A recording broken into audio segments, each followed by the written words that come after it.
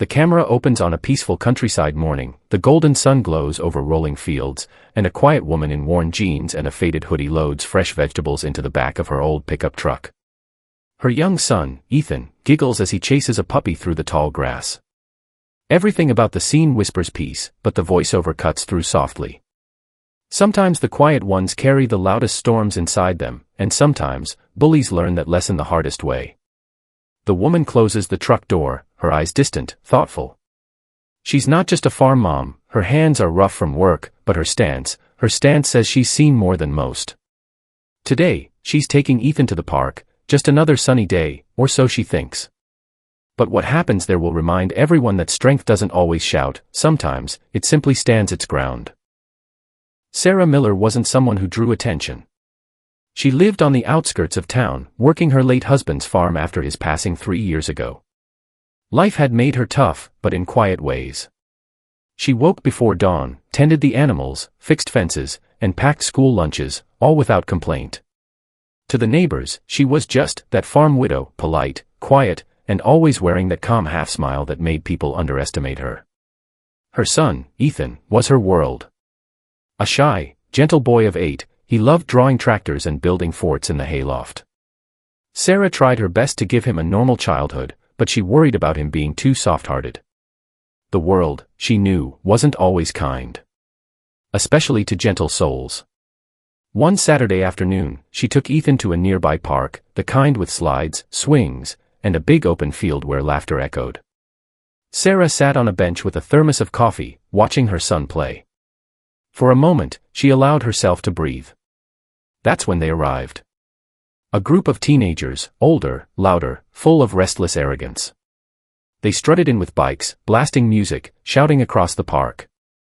The kind of kids who thought they owned every space they entered. At first, Sarah ignored them. But then, she noticed their eyes on Ethan. Her stomach tightened. It started small, mocking laughter when Ethan accidentally tripped on the grass. Then came the insults. "Nice boots, kid, your mom make those from cow poop." One boy sneered. Sarah rose, calm but firm, calling out, "Hey, enough. He's just playing." The boys turned to her. One, taller than the rest, smirked. "What's it to you, lady? You his grandma or something?" The others laughed. Sarah's eyes didn't flinch. "I said, that's enough." Her voice wasn't loud, but it carried a weight that made one of them pause. Still, the leader, Jake, stepped closer, crossing his arms. "What are you gonna do about it?" Sarah didn't answer. She just took Ethan's hand and said softly, "Come on, honey. Let's go home." But Jake wasn't done. He wanted a reaction. As they walked away, he kicked a clump of dirt at her boots. "Yeah, that's what I thought, run away, country lady." Sarah didn't turn around. But her jaw clenched. Her past, the one she'd left behind years ago, whispered in her chest. A voice she thought she'd buried. Never back down from what's right. She loaded Ethan into the truck quietly. Her hands trembled slightly on the steering wheel. She could have let it go, maybe she should have. But something inside her knew those boys weren't done. And deep down, she knew, you can't let bullies rule the world. That night, she sat on the porch, staring at the stars. Ethan had fallen asleep beside her, clutching his stuffed dog. The memories returned, the nights in the desert, the sounds of chaos, the discipline, the courage.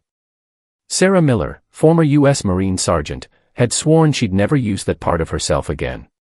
But sometimes, life calls you back. Tomorrow, she thought, she'd take Ethan to the park again. And if those boys showed up, they'd learn what quiet strength truly looked like. The next afternoon was calm and bright.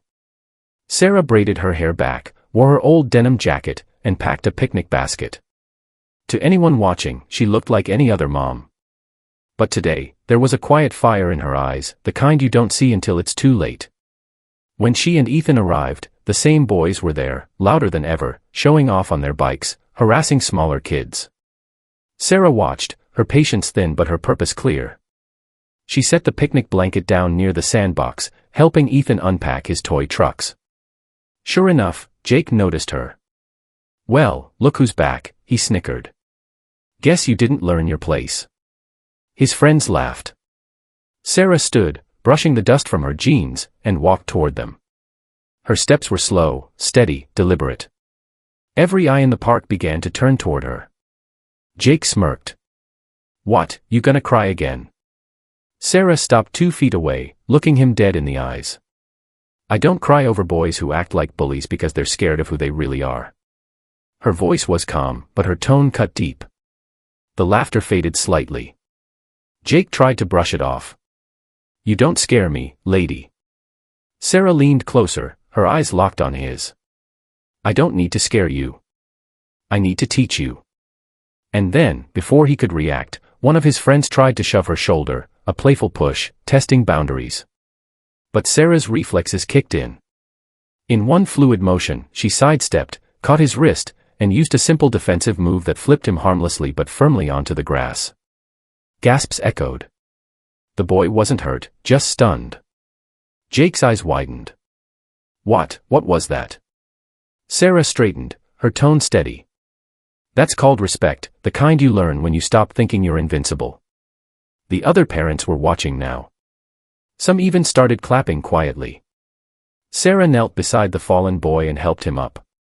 "No harm done. But next time you want to push someone, think twice. You never know what battles they've already fought." The boys were silent.